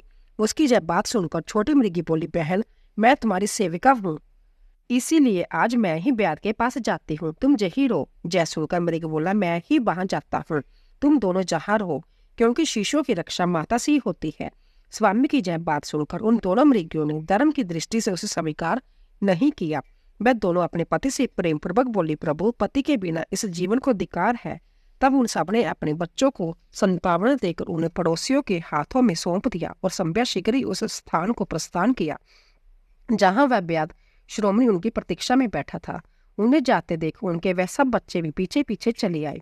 उन्होंने यह निश्चय कर लिया था कि इन माता पिता की जो गति होगी वही हमारी भी हो। उन सबको एक साथ आया देख ब्याद को बड़ा हर्ष हुआ। उसने धनुष पर बाण रखा। उस समय पुण्य जल और बिल्ला पत्थर शिव के ऊपर गिरे। उससे शिव की चौथे प्रहर की शुभ पूजा भी संपन्न हो गई। उस समय ब्याद का सारा पाप तत्काल भस्म हो गया। इतने में ही दोनों मृगियां और मृग बोल उठे, ब्याद श्रोमणी, शीघ्र कृपा करके हमारे शरीर को सार्थक करो। उनकी जब बात सुनकर ब्याद को बड़ा विस्मय हुआ। शिव पूजा के प्रभाव से उसको दुर्लभ ज्ञान प्राप्त हो गया था। उसने सोचा, जब मृग ज्ञानहीन पशु होने पर भी धन्य है, सर्वथा आदरणीय है, क्योंकि अपने शरीर से ही परोपकार लगे हुए हैं। मैंने इस समय मनुष्य जन्म पाकर भी किस पुरुषार्थ साधन किया, दूसरों के शरीर को पीड़ा देकर अपने शरीर को पोसा है, प्रतिदिन अनेक प्रकार के पाप करके अपने कुटुंब का पालन किया है। हाय, ऐसा पाप करके मेरी क्या गति होगी, अथवा मैं किस गति को प्राप्त होऊंगा। मैंने जन्म से लेकर अब तक जो पातक किया है उसका इस समय मुझे स्मरण हो रहा है। मेरे जीवन को धिक्कार है, धिक्कार है। इस प्रकार ज्ञान संपन्न होकर ब्याद ने अपने बाण को रोक लिया और कहा, श्रेष्ठ मृगो, तुम जाओ, तुम्हारा जीवन धन्य है। ब्याद के ऐसा कहने पर भगवान शंकर तत्काल प्रसन्न हो गए और उन्होंने ब्याद को अपने सम्मानित एवं पूजित स्वरूप का दर्शन कराया तथा कृपा पूर्वक उसके शरीर का स्पर्श करके उससे प्रेम से कहा, बील, मैं तुम्हारे व्रत से प्रसन्न हूँ, वर मांगो। ब्याद भी भगवान शिव के उस रूप को देखकर तत्काल जीवन मुक्त हो गया और मैंने सब कुछ पा लिया, यूं कहता हुआ उनके चरणों के आगे गिर पड़ा। उसके इस भाव को देखकर भगवान शिव भी मन ही मन बड़े प्रसन्न हुए और उसे गुह नाम देकर कृपा दृष्टि से देखते हुए उन्होंने उसे दिव्य वर दिए। शिव बोले, ब्याद सुनो, आज से तुम शुरेंगरपुर में उत्तम राजधानी का आश्रय ले दिव्य भोगों का उपभोग करो। तुम्हारे वंश की वृद्धि निर्विघ्न रूप से होती रहेगी। देवता भी तुम्हारी प्रशंसा करेंगे। ब्याद, मेरे भक्तों पर स्नेह रखने वाले भगवान श्री राम एक दिन निश्चय ही तुम्हारे घर पधारेंगे और तुम्हारे साथ मित्रता करेंगे। तुम मेरी सेवा में मन लगाकर दुर्लभ मोक्ष पा जाओगे। इसी समय वह सब मृग भगवान शंकर का दर्शन और प्रणाम करके मृगियों से मुक्त हो गए तथा दिव्य देदारी हो विमान पर बैठकर शिव के दर्शन मात्र से शाप मुक्त हो दिव्य धाम को चले गए। तब से अर्बुद पर्वत पर भगवान शिव व्यादेश्वर के नाम से प्रसिद्ध हुए, जो दर्शन और पूजन करने पर तत्काल भोग और मोक्ष प्रदान करने वाले हैं। महर्षियों, वह ब्याद भी उस दिन से दिव्य भोगों का उपभोग करता हुआ अपनी राजधानी में रहने लगा। उसने भगवान श्री राम की कृपा पाकर शिव का सायुज्य प्राप्त कर लिया। अनजाने में ही इस व्रत का अनुष्ठान करने से उसको सायुज्य मोक्ष मिल गया। फिर जो भक्ति भाव से संपन्न होकर इस व्रत को करते हैं वे शिव का शुभ सायुज्य प्राप्त कर ले। इसके लिए तो कहना ही क्या है। संपूर्ण शास्त्रों तथा अनेक प्रकार के धर्मों के विषय में भली-भांति विचार करके इस शिवरात्रि व्रत को सबसे उत्तम बताया गया है। इस लोक में जो नाना प्रकार के व्रत, विविध तीर्थ, भांति भांति के विचित्र दान, अनेकों प्रकार के जप, तरह तरह के तप तथा बहुत से जप है, वह सब इस शिवरात्रि व्रत की समानता नहीं कर सकते। इसलिए अपना हित चाहने वाले मनुष्य को इस शुभतर व्रत का अवश्य पालन करना चाहिए। यह शिवरात्रि व्रत दिव्य है, इससे सदा भोग और मोक्ष की प्राप्ति होती है। महर्षि, यह शिव शिवरात्रि व्रत व्रतराज के नाम से विख्यात है। इसके विषय में सब बातें मैंने तुम्हें बता दी। अब और क्या सुनना चाहते हो? मुक्ति और भक्ति के स्वरूप का विवेचन। ऋषियों ने पूछा, सूत जी, आपके बारंबार मुक्ति का नाम लिया है, जहाँ मुक्ति मिलने पर क्या होता है? मुक्ति में जीव की कैसी अवस्था होती है, जय हमें बताइए। सूत जी ने कहा, महर्षि सुनो, मैं तुमसे संसार क्लेश का निवारण तथा परम आनंद का दान करने वाली मुक्ति का स्वरूप बताता हूँ। मुक्ति 4 प्रकार की कही गई है, सारूप्य, सालोक्य, सानिध्य तथा चौथी सायुज्य। इस शिवरात्रि व्रत से सब प्रकार की मुक्ति सुलभ हो जाती है। जो ज्ञान रूप अविनाशी साक्षी ज्ञान गम्य और द्वैत रहित साक्षात शिव है, वह ही जहाँ केवल्य मोक्ष के तथा धर्म, अर्थ और काम रूप त्रिवर्ग के भी दाता है। केवल्य नामक जो 5वीं मुक्ति है वह मनुष्य के लिए अंत दुर्लभ है। मुनिवरों, मैं उसका लक्षण बताता हूँ, सुनो। जिनसे यह समस्त जगत उत्पन्न होता है, जिनके द्वारा इसका पालन होता है तथा अंत गत्वा यह जिनमें लीन होता है, वह ही शिव है। जिससे यह संपूर्ण जगत व्याप्त है, वही शिव रूप है। मुनीश्वरों, वेदों में शिव के दो रूप बताए गए हैं, सकल और निशकल। शिव तत्व सत्य, ज्ञान, अनंत एवं सच्चिदानंद नाम से प्रसिद्ध है। निर्गुण, उपाधि रहित, अविनाशी, शुद्ध एवं निरंजन, निर्मल है। वह न लाल है, न पीला है, न सफेद है, न नीला है, न छोटा है, न बड़ा है, और न मोटा, न मिहीन। जहाँ से मन से वाणी उसे न पाकर लौट आती है, वह परम ब्रह्म परमात्मा ही शिव कहलाता है। जैसे आकाश स्वतंत्रता व्यापक है, उसी प्रकार यह शिव तत्व भी सर्वव्यापी है। यह माया से परे, संपूर्ण द्वंद्व से रहित तथा मत्स्य रत शून्य परमात्मा है। जहाँ शिव ज्ञान का उदय होने से निश्चय ही उसकी प्राप्ति होती है, अथवा द्विजो सूक्ष्म बुद्धि के द्वारा शिव का ही भजन ध्यान करने से सत्पुरुषों को शिवपद की प्राप्ति होती है। संसार में ज्ञान की प्राप्ति अत्यंत कठिन है, परंतु भगवान का भजन अत्यंत सुकर माना गया है। इसीलिए संत श्रोमणी पुरुष मुक्ति के लिए भी शिव का भजन ही करते हैं। ज्ञान स्वरूप मोक्षदाता परमात्मा शिव भजन के ही अधीन है। भक्ति से बहुत से पुरुष सिद्धि लाभ करके प्रसन्नता पूर्वक परम मोक्ष पा गए हैं। भगवान शंभु की भक्ति ज्ञान की जननी मानी गई है, जो सदा भोग और मोक्ष देने वाली है। वह साधु महापुरुषों की कृपा प्रसाद से सुलभ होती है। उत्तम प्रेम का अंकुर ही उसका लक्षण है। द्विजो, वह भक्ति भी सुगुण और निर्गुण के भेद से दो प्रकार की जाननी चाहिए। फिर वेदी और स्वावकी दो भेद और होते हैं। इनमें वेदी की अपेक्षा स्वावकी श्रेष्ठ मानी गई है। इनके सिवा नैष्टिकी और अनैष्टिकी के भेद से भक्ति के दो प्रकार और बताए गए हैं। नैष्टिक भक्ति 6 प्रकार की जाननी चाहिए और अनैष्टिक एक ही प्रकार की है। फिर विहिता और अविहिता के भेद से विद्वानों ने उसके अनेक प्रकार माने हैं। उनके बहुत से भेद होने के कारण जहाँ विस्तृत वर्णन नहीं किया जा सकता। उन दोनों प्रकार की भक्तियों के श्रवण आदि से वेद से 9 अंग जानने चाहिए। भगवान की कृपा के बिना इन भक्तियों का संपादन होना कठिन है और उनकी कृपा से सुगमता पूर्वक इनका साधन होता है। द्विजो, भक्ति और ज्ञान को संपूर्ण एक दूसरे से भिन्न नहीं बताया है, इसीलिए उनमें भेद नहीं जानना चाहिए। ज्ञान और भक्ति दोनों के ही साधक को सदा सुख मिलता है। ब्राह्मणों, जो भक्ति का विरोधी है उसे ज्ञान की प्राप्ति नहीं होती। भगवान शिव की भक्ति करने वाले को ही शीघ्रता पूर्वक ज्ञान प्राप्त होता है। अंतिम मुनीश्वरों, महेश्वर की भक्ति का साधन करना आवश्यक है, उसी से सबकी सिद्धि होगी, इसमें संशय नहीं। महर्षि, तुमने जो कुछ पूछा था उसी का मैंने वर्णन कर दिया है। इस प्रसंग को सुनकर मनुष्य सब पापों से निसंदेह मुक्त हो जाता है। शिव, विष्णु, रुद्र और ब्रह्मा के स्वरूप का विवेचन। ऋषियों ने पूछा, शिव कौन है, विष्णु कौन है, रुद्र कौन है और ब्रह्मा कौन है? इन सब में निर्गुण कौन है? हमारे इस संदेह का आप निवारण कीजिए। सूत जी ने कहा, महर्षियों, वेद और वेदांत के विद्वान ऐसा मानते हैं कि निर्गुण परमात्मा से सर्वप्रथम जो सगुण रूप प्रकट हुआ है उसी का नाम शिव है। शिव से पुरुष सहित प्रकृति उत्पन्न हुई। उन दोनों ने मूल स्थान में स्थित जल के भीतर तप किया। वह स्थान पंचक्रोशी काशी के नाम से विख्यात है, जो भगवान शिव को अत्यंत प्रिय है। यह जल संपूर्ण विश्व में व्याप्त है। उस जल का आश्रय ले जोग माया से युक्त श्री हरि वहां सोए।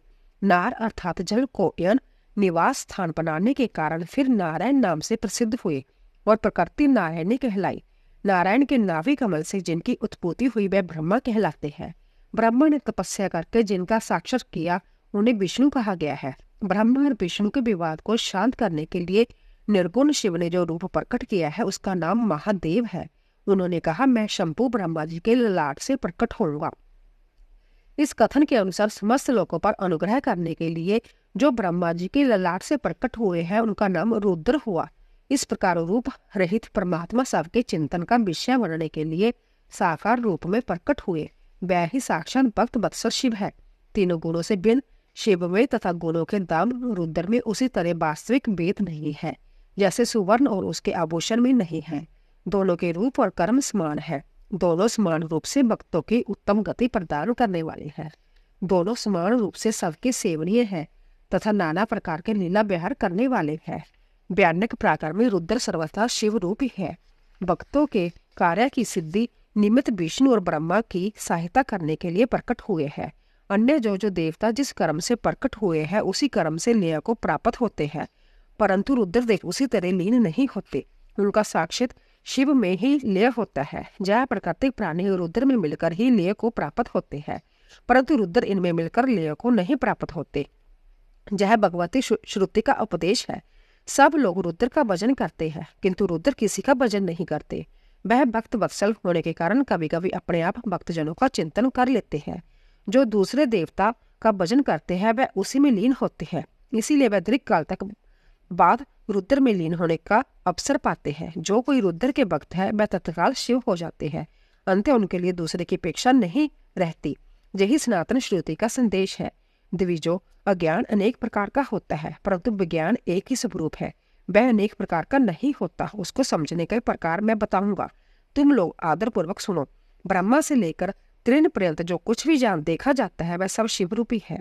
उसमें नाना तत्व की कल्पना मिथ्य है। सृष्टि के पूर्व भी शिव की सत्ता बताई गई है। सृष्टि के मध्य में भी शिव विराज रहे हैं। सृष्टि के अंत में भी शिव रहते हैं, और जब सब कुछ शून्यता में परिणित हो जाता है उस समय भी शिव सत्ता रहती ही है। अंत मुनीश्वर शिव को ही चतुर्गुण कहा गया है। वह ही शिव शक्तिमान होने के कारण सगुण जानने योग्य है। इस प्रकार वह सुगुण निर्गुण के वेद को दो प्रकार के हैं।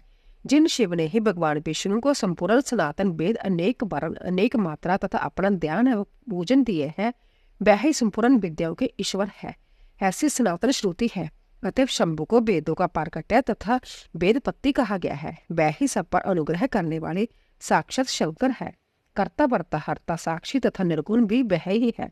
दूसरों के लिए काल का मान है, परंतु काल से पूर्व रुद्र के लिए काल की कोई गणना नहीं, क्योंकि वह साक्षात संज्ञा महाकाल है और महाकाली उनके आश्रित है। ब्राह्मण रुद्र और काली को एक से ही बताते हैं। इन दोनों ने सत्य लीला करने वाली अपनी इच्छा से ही सब कुछ प्राप्त किया है। शिव का कोई उत्पादक नहीं है, उनका कोई पालक और सारक भी नहीं है। जह संज्ञा सबके हेतु है। एक होकर भी अनेकता को प्राप्त हो सकते हैं और अनेक होकर भी एकता को। एक ही बीज बाहर होकर वृक्ष और फल आदि के रूप में परिणित होता हुआ पुण्य बीज भाव को प्राप्त हो जाता है। इसी प्रकार शिव रूपी महेश्वर संज्ञा एक से अनेक होने में हेतु है। यह उत्तम शिव ज्ञान तत्व बताया गया है। ज्ञानवान पुरुष ही इसको जानता है, दूसरा नहीं। मुनि बोले, सूत जी आप लक्षण सहित ज्ञान का वर्णन कीजिए, जिसको जानकर मनुष्य शिव भाव को प्राप्त हो जाए। सारा जगत शिव कैसे है, अथवा शिव ही संपूर्ण जगत कैसे है। ऋषियों का जब प्रश्न सुनकर पुराणिक शिरोमणि सूत जी ने भगवान शिव के चरण बिंदु का चिंतन करके उनसे कहा, शिव संबंधी तत्व ज्ञान का वर्णन तथा उसकी महिमा, कोटि रुद्र संहिता का महात्म्य एवं उपसंहार। सूत जी ने कहा, ऋषियों मैंने शिव ज्ञान जैसा सुना है उसे बता दिया, तुम सब लोग सुनो। वह अंतत गुहा और परम मोक्ष स्वरूप है।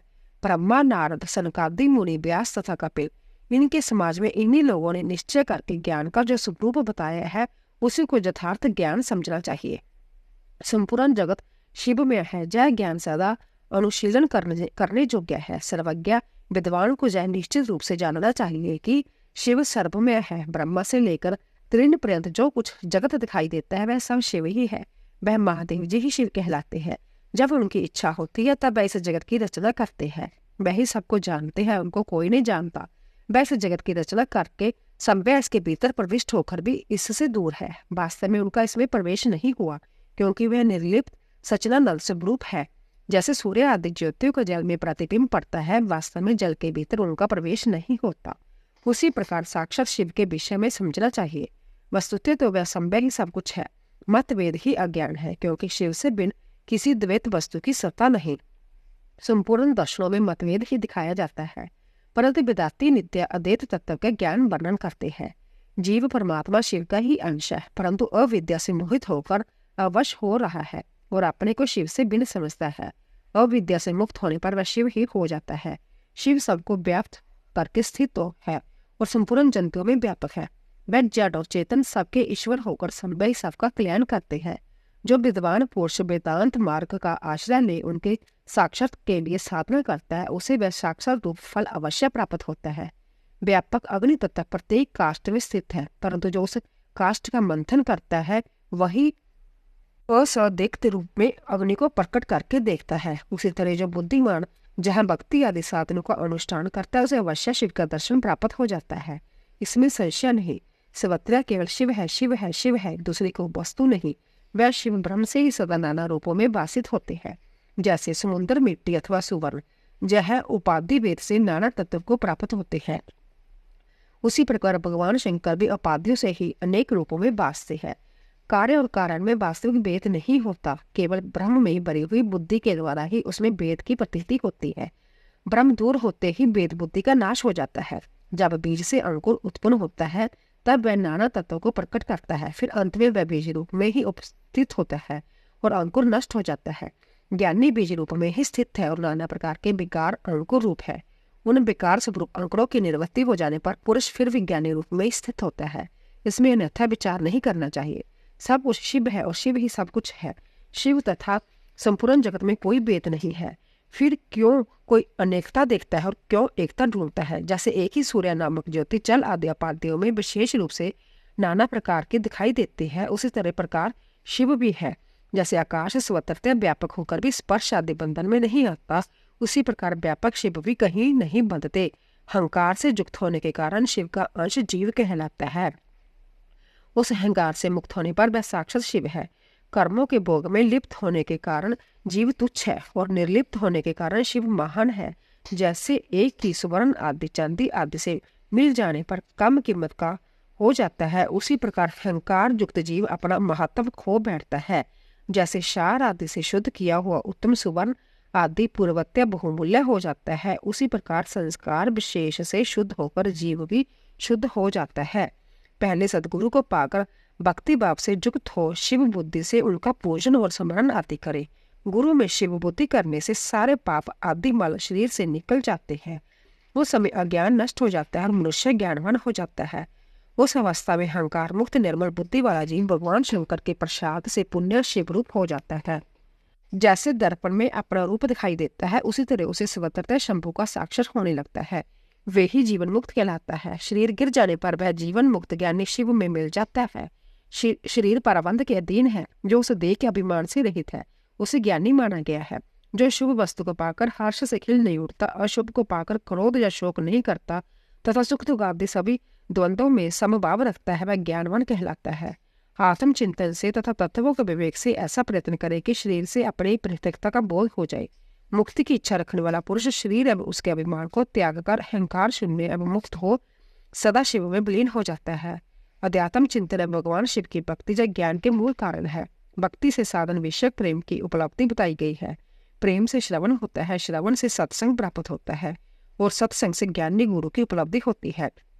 गुरु की कृपा से ज्ञान प्राप्त हो जाने पर मनुष्य निश्चय ही मुक्त हो जाता है। इसलिए जो समझदार है उसे सदा शंभु का ही भजन करना चाहिए।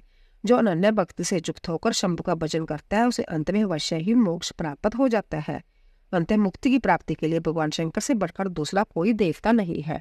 उनकी शरण लेकर जीव संसार बंधन से छूट जाता है। ब्राह्मणों, इस प्रकार वहां पधारे हुए ऋषियों ने परस्पर निश्चय करके जो ज्ञान की बात बताई है, इसे अपनी बुद्धि द्वारा प्रयत्न पूर्वक धारण करना चाहिए। मुनीश्वरों, तुमने जो कुछ पूछा है वह सब मैंने तुम्हें बता दिया। इसे तुम्हें प्रयत्न पूर्वक गुप्त रखना चाहिए। बताओ अब और क्या सुनना चाहते हो? ऋषि बोले, व्यास शिष्य, आपको नमस्कार है। आप धन्य है, शिव भक्तों में श्रेष्ठ है। आपने हमें शिव तत्व संबंधी परम उत्तम ज्ञान का श्रवण कराया है। आपकी कृपा से हमारे मन की भ्रांति मिट गई है। हम आपसे मोक्षदायक शिव तत्व का ज्ञान पाकर बहुत संतुष्ट हुए हैं। सूत जी ने कहा, द्विजों, जो नास्तिक हो, श्रद्धाहीन हो, शठ हो, जो भगवान शिव का भक्त ना हो तथा इस विषय को सुनने की रुचि ना रखता हो, उसे इस तत्व ज्ञान का उपदेश नहीं देना चाहिए। व्यास जी ने इतिहास, पुराणों, वेदों और शास्त्रों का बारंबार विचार करके उनका सार निकालकर मुझे उपदेश दिया है। इसका एक बार श्रवण करने मात्र सारे पाप भस्म हो जाते हैं। अभक्त को भक्ति प्राप्त होती है और भक्त की भक्ति बढ़ती है। द्वारा सुनने से उत्तम भक्ति प्राप्त होती है और तीसरी बार सुनने से मोक्ष प्राप्त होता है। अंत भोग और मोक्ष फल की इच्छा रखने वाले लोगों को इसका बारंबार श्रवण करना चाहिए। उत्तम फल को पाने के उद्देश्य से इस पुराण की 5 आवृत्तियां करनी चाहिए। ऐसा करने पर मनुष्य उसे अवश्य पाता है, इसमें संदेह नहीं। क्योंकि जब व्यास जी का वचन है, जिसने इस उत्तम पुराण को सुना है उसे कुछ भी दुर्लभ नहीं है।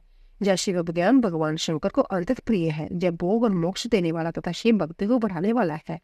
इस प्रकार मैंने शिव पुराण की जो चौथी अनंत ध्यानी तथा परम पुण्यमयी सहायता कही है, जो कोटि रुद्र सहायता के नाम से विख्यात है। जो पुरुष एकाग्रचित्त हो भक्ति भाव से इसे सहायता को सुनेगा या सुनाएगा, वह समस्त भोगों का उपभोग करके अंत में परम गति को प्राप्त कर लेगा। बोले शिव शंकर भगवान की जय। कोटि रुद्र सहायता संपूर्ण हुआ। दोस्तों, कल की कथा में हम उमा सहायता शुरू करेंगे। सभी शिव पुराण कथा सुनने वालों का धन्यवाद। दोस्तों, अगर आपको हमारी कथा पसंद आ रही हो, प्लीज जाने से पहले कमेंट बॉक्स में ओम नमः शिवाय, हर हर महादेव अवश्य लिखें। आप सभी का धन्यवाद।